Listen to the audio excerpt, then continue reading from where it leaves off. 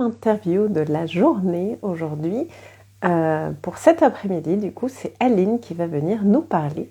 Aline qui fait aussi partie de l'équipe du sommet et qui va aussi parler durant le sommet lors d'une table ronde. Donc, nous allons découvrir ensemble qui est Aline et je vois qu'elle vient d'arriver. Donc, comme à chaque fois, peut-être quelques instants aussi, du coup, donc parler lors d'une conférence, comme je le disais.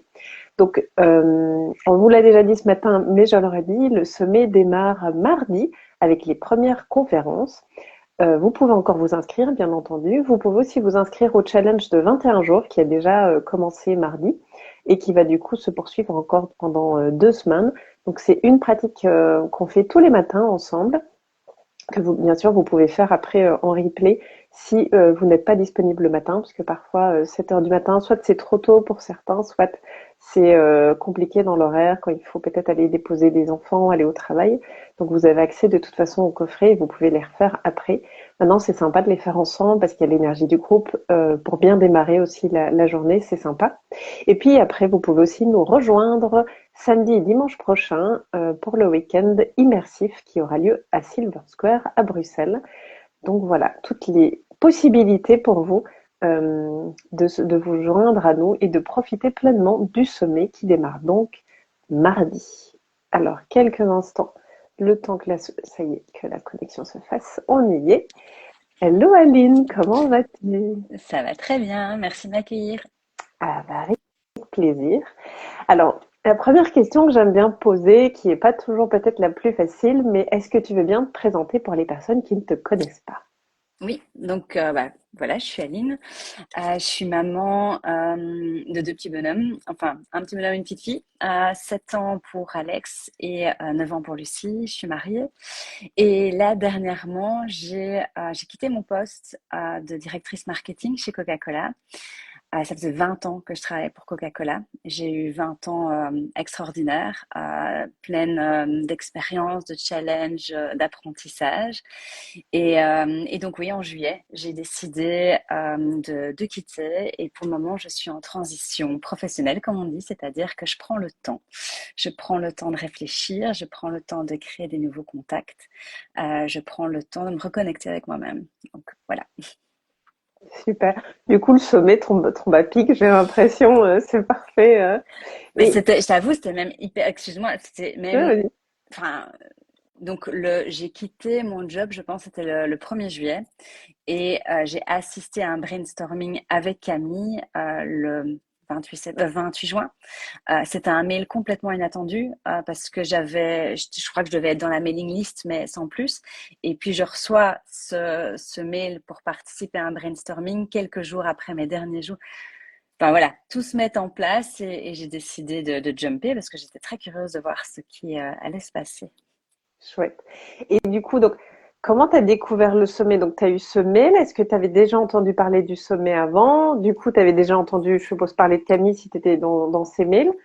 Ou ça a Oui, vraiment été, tu vois, là, une découverte qui est là fin juin? mais alors d'abord je suivais Camille sur les réseaux. Via, en tant que responsable d'équipe aussi, j'étais très intéressée sur le développement personnel, comment équilibrer le bien-être au travail. Et donc, toutes ces choses me touchaient personnellement. J'ai eu aussi une charge de travail très importante ces dernières années et je devais aussi trouver moi-même comment m'en sortir pour pas me prendre le mur. Donc, j'étais aussi très intéressée sur toutes les manières un peu alternatives de pouvoir faire un break, de respirer, de se reconnecter. Donc, naturellement, j'avais pris contact, enfin, j'avais suivi Camille sur les réseaux. J'avais vu son salon, mais j'avais jamais eu l'occasion d'y participer parce que justement, j'avais un agenda qui était beaucoup trop chargé. Et c'est comme ça que ça a pu se passer. Et c'est pour ça que j'étais très contente de recevoir ce mail complètement inattendu de brainstorming. Et j'ai dit, bon, cette fois-ci, j'ai le temps, j'y vais, je participe. Et qu'est-ce qui peut-être justement aussi t'a donné envie de faire partie de l'équipe, alors même que t'as pas encore participé, comme tu disais, à un sommet? Qu'est-ce qui t'a peut-être appelé? Euh, Dans ce brainstorming déjà, toutes les personnes qui étaient là, à part moi, avaient déjà participé au sommet. Et donc, elles en parlaient toutes avec une énergie incroyable. Donc déjà, ça me dit, il y a quelque chose ici parce que tout le monde était reboosté, avait envie de participer, avait envie de, de faire croître le sommet pour que plus de personnes puissent y avoir accès. Donc déjà ça, je me dis, ah, mais il y a quand même quelque chose d'intéressant. Et puis aussi, moi, j'ai un profil un peu atypique par rapport aux autres bénévoles qui sont dans le sommet parce que moi, je suis dans le monde corporate depuis toujours. Avec et j'appréciais le monde corporate, j'apprécie le monde corporate, et donc tout le monde n'était pas d'accord avec moi, évidemment, dans ce genre de discussion. On va, bah non, ça va pas, dans le monde corporate, ça ne fonctionne pas. Regarde tous les burn-out qu'il y a de tous les côtés, ça ne peut pas être bon, ça ne va pas. Et là, moi, je me dis, ben, en fait, oui, il y a des choses qui vont pas, ça c'est évident, mais il y a des choses qui vont bien aussi, il y a des personnes qui sont là pour faire changer les choses. Et donc, j'avais envie de faire un peu entendre cette voix-là aussi pendant le sommet et se dire que si on veut avoir un impact grand, il faut pouvoir aussi prendre en compte tout ce qui est le monde corporate parce que finalement, il y a énormément de gens qui y travaillent, énormément de gens qui en souffrent aussi. Et si on veut pouvoir faire changer les choses, bah, c'est là qu'il faut agir. En tout cas, c'est un peu, voilà, comme ça, je vois les choses. Et justement, peut-être, quelle est ta vision du monde du travail? C'est complexe, ça évolue énormément, comme tout le monde évolue. Je pense que le rôle de la femme aussi, en dehors même du travail, évolue terriblement. Toute la pression qu'on nous met, qu'on se met pour être quelqu'un de professionnel, de compétent, de pouvoir gérer à la maison. Mais évidemment, ne pas oublier son développement personnel, de pouvoir. Enfin, il y a dans tous les sens, on a un peu tiraillé. Donc là, je pense que ça, c'est une réalité qu'il n'y avait pas il y a quelques années aussi. Et le monde du travail, bah, il subit ça aussi. Il y a tous ces changements.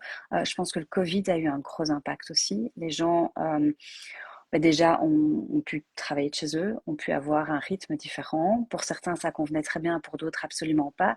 Mais pour tout le monde, il y a eu un moment de face à la réalité, de quoi est-ce que j'ai vraiment besoin pour me sentir bien. Et aussi, je pense, au moment où les gens se disent, ben, en fait, non, j'accepte plus certaines choses.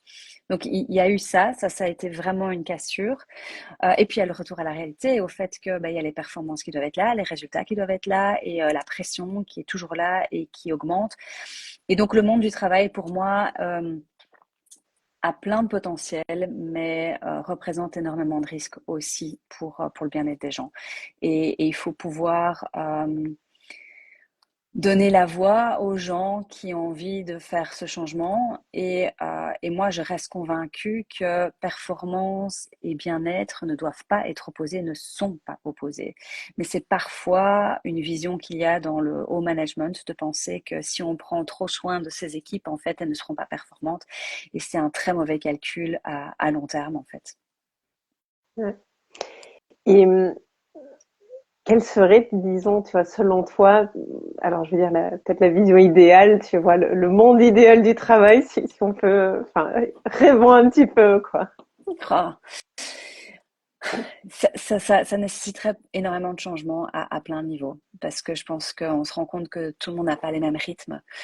Mais comment est-ce qu'on fait pour respecter son propre rythme dans une société qui est rythmée et pas seulement par le monde du travail, mais fût-ce que les écoles. Tu voudrais te dire, OK, je suis pas du matin, mais t'as pas le choix de te lever pour aller déposer les enfants.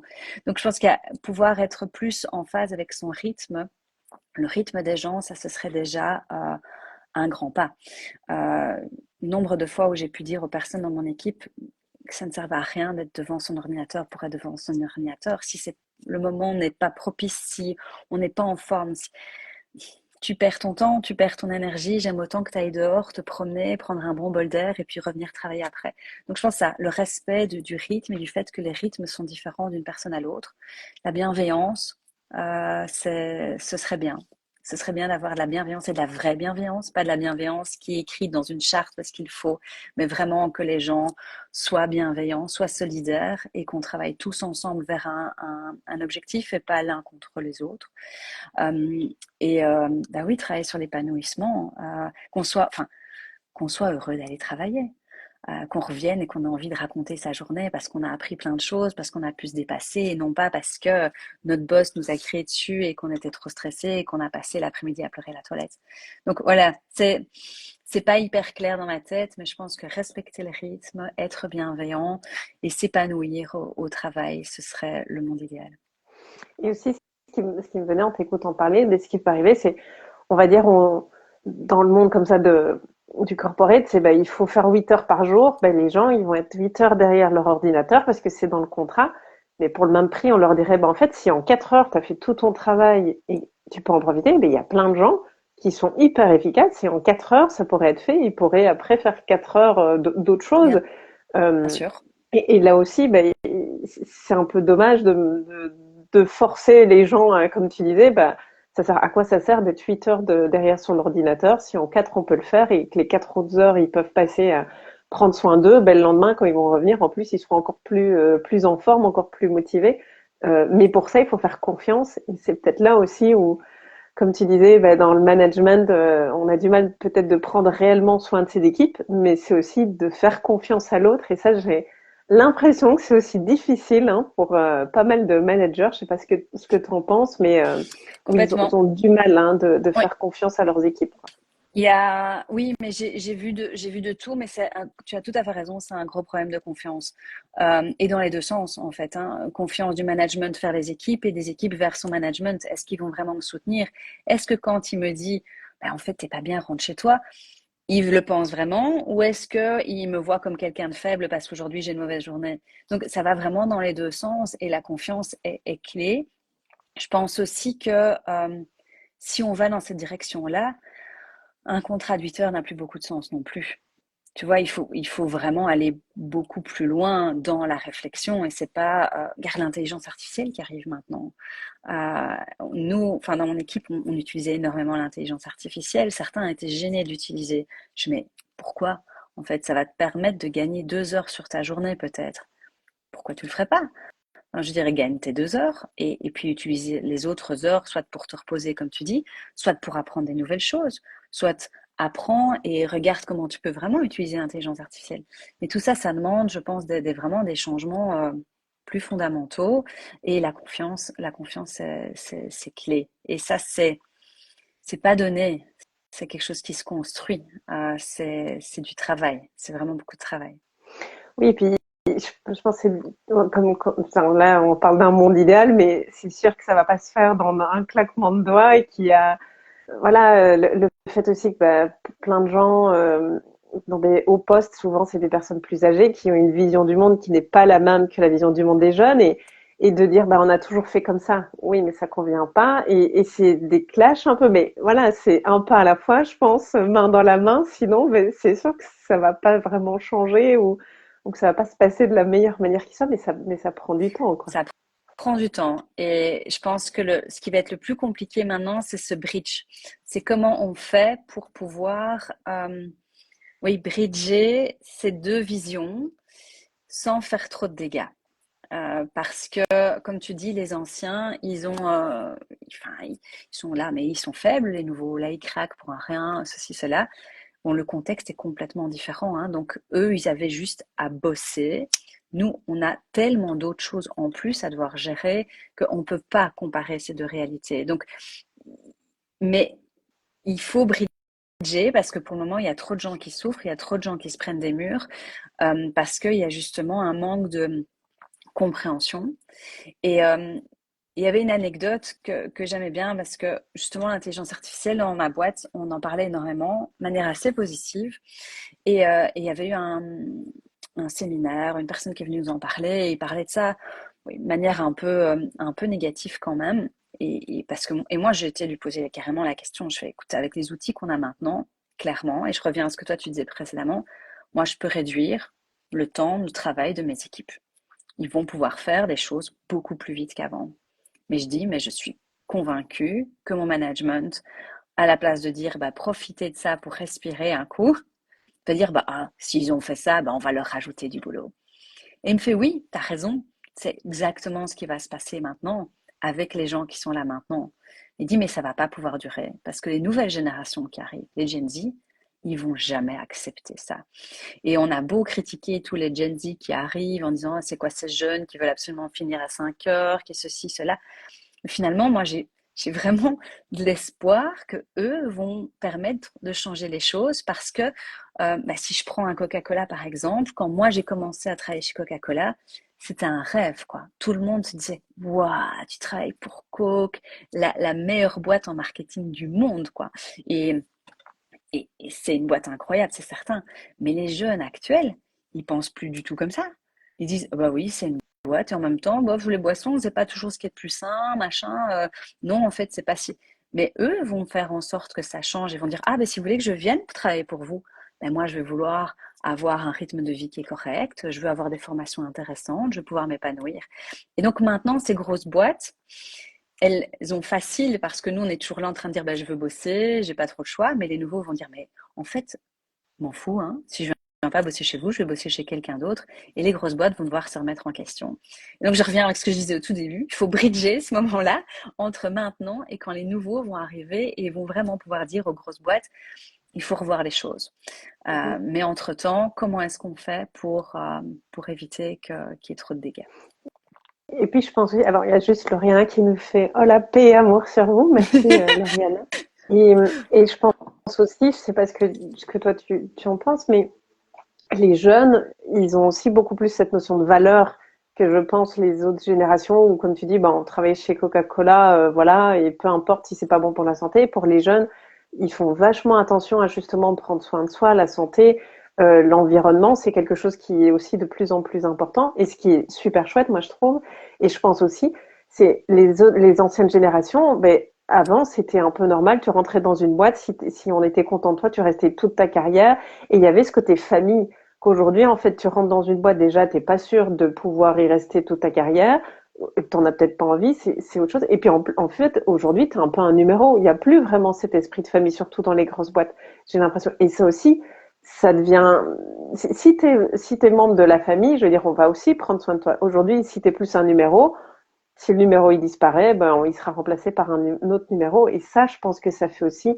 euh, alors pour moi, ça fait du tort, mais c'est là aussi où parfois peut-être les managers ne comprennent pas pourquoi c'est difficile pour les générations aussi plus jeunes de s'intégrer peut-être dans les boîtes, contrairement à eux dans le passé. Oui, il y a beaucoup de choses qui ont changé. Maintenant, les jeunes sont beaucoup plus conscients de tout ce qui est santé et environnement. On ne l'était pas parce que c'était pas des préoccupations de notre époque non plus. C'est assez récent, il faut être honnête. Tout ce qui est euh, le réchauffement climatique et tout, c'est vraiment ces dernières années qu'on en parle vraiment et qu'on est vraiment conscient de ces problèmes-là. Tout ce qui est lié à la santé, c'est maintenant. Et le Covid, certainement, on a vraiment parlé.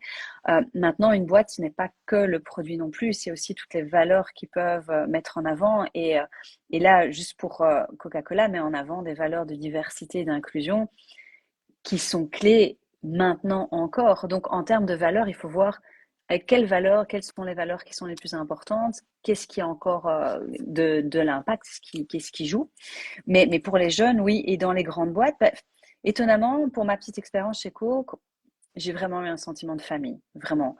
En tout cas, au niveau de l'équipe locale, une vraie famille qui te soutient, qui est là, enfin, encore un exemple, mais qui va me marquer toute ma vie. J'ai eu un accident de voiture il y a 4 ans, je pense. Et je venais de commencer dans le département marketing et j'étais responsable pour les campagnes de Noël, mais immobilisée pendant 3 mois avec un problème au dos. Eh bien, mon équipe, qu'est-ce qu'ils ont fait? Ils m'ont amené le camion de Coca-Cola dans la rue chez moi. Mon équipe était là pour me souhaiter un joyeux Noël, pour dire qu'ils pensaient à moi. Enfin, ça, c'est quand même un symbole important. Et c'était qui? C'était les gens. C'est pas le management, c'était les gens avec qui tu travailles. Et donc là, je pense que clairement, il y a encore ça à quoi il faut penser, c'est qu'on travaille pas seul, on travaille avec une équipe. Et si on peut pas changer le management, on peut créer une équipe, on peut créer une famille avec ceux qu'on travaille. Maintenant, il y a un avantage d'être un numéro aussi. Tu peux aussi te mettre un peu moins de pression. Tu peux te dire aussi que finalement, si la société te considère que comme un numéro, pourquoi est-ce que tu devrais te rendre malade? Donc, je pense que les jeunes aussi voient ça comme ça. C'est que c'est un avantage à te enlever de la pression. Donc, un peu comme comme tout, il faut pouvoir un petit peu et apprendre. Moi, j'ai appris très tard à prendre cette distance parce que j'ai toujours été méga impliquée. Mais je pense qu'on a aussi chacun ce pouvoir de faire que le monde du travail soit agréable et on a chacun Enfin, il faut pas croire qu'on est impuissant. On va pas pouvoir tout changer, mais chacun à son échelle, on peut le faire. Vous savez, la fable du colibri, hein, chacun participe avec ses moyens et je pense que clairement, on peut faire chacun un changement et apporter quelque chose de positif. Mhm.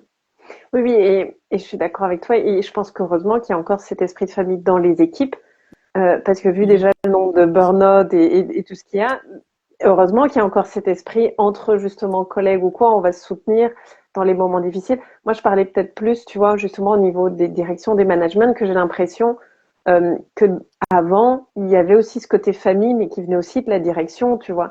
Qu'aujourd'hui, ça, j'ai l'impression que beaucoup moins. En plus, parfois, les directions, c'est des actionnaires, ils arrivent, ils restent 2 ans, puis ils partent.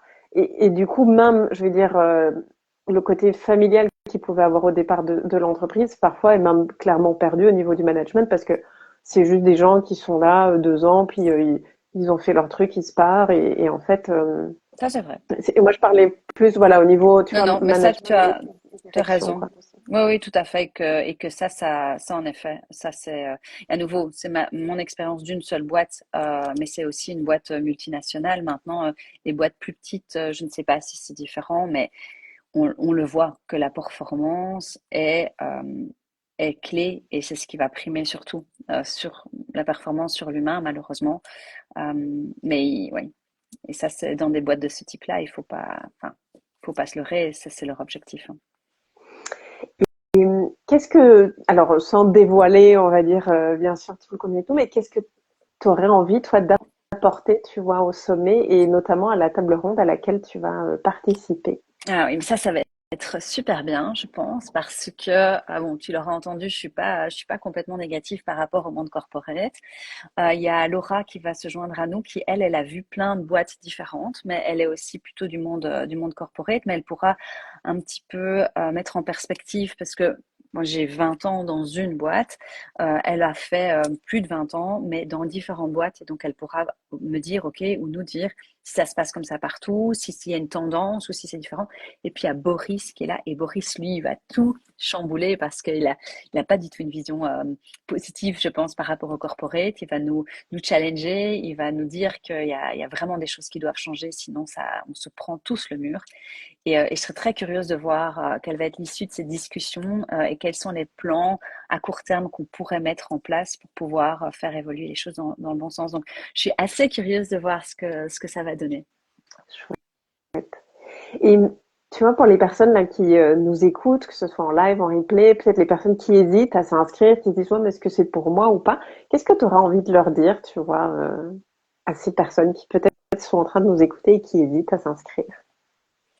Ah, je pense que c'est pour tout le monde. Clairement, moi, j'avoue que je regrette de ne pas l'avoir fait plus tôt. Quand je vois l'énergie qu'il y a avec tout ce qu'on peut apprendre, ça permet de s'ouvrir à d'autres perspectives, avec d'autres expériences, des personnes qui ont des vécus similaires aux nôtres, qui sont déjà passées par où on est déjà passé, donc ils vont permettre de nous dire bah, ça va aller en fait. Je pense que déjà rien que ça, je pense que c'est déjà bien de se dire ça va aller. Et de s'ouvrir et de créer un réseau. Rien que la préparation de ce sommet, et je ne suis pas la plus active du groupe, c'est impressionnant de voir les contacts, les échanges. Donc si pendant le sommet, il y a 1/10 de ce qu'il y a dans les préparations, ça va être génial pour tout le monde. Donc je pense oui que c'est hyper enrichissant et ça ouvre des nouvelles perspectives et de l'espoir, si je puis dire ça comme ça. Chouette. Est-ce qu'il y a quelque chose, tu vois, que tu auras envie d'ajouter, de partager pendant cette interview? Quelque chose qui te vient là? Ou pas, hein, c'est ok aussi. Moi, ce qui vient, c'est le mot bienveillance, en fait. Et c'est tout ce que j'ai ressenti pendant ce sommet, la préparation du sommet. Et je pense que c'est ce qu'on va le sentir aussi. C'est vraiment cette bienveillance envers toutes les personnes qui participent. Il y a une authenticité assez incroyable. Et je trouve que cette authenticité, elle permet de faire des miracles, en fait. Là où parfois on n'ose pas montrer sa vulnérabilité, on voit directement que, au contraire, ça ouvre tellement de portes. Donc, je pense, oui, il faut être bienveillant envers soi-même, bienveillant envers les autres et être authentique, ça ouvre tellement de portes. Super, merci beaucoup. Merci à toi. Et avec plaisir pour toutes les personnes qui nous regardent. Donc, vous pouvez encore vous inscrire. Les conférences commencent mardi. Puis, vous pouvez participer au challenge de 21 jours qui lui a déjà commencé. Mais même si vous le prenez en cours de route, vous inquiétez pas, vous avez accès aux pratiques qui ont déjà eu lieu. Il nous en reste encore un petit peu plus de 2 semaines.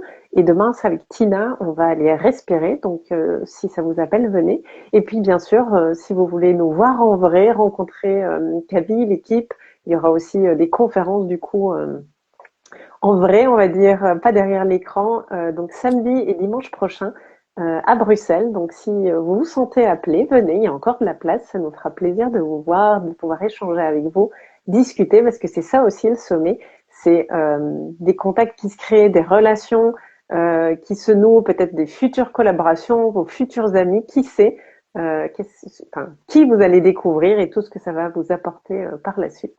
Donc voilà, venez nous rejoindre nombreux, notamment la semaine prochaine à Bruxelles.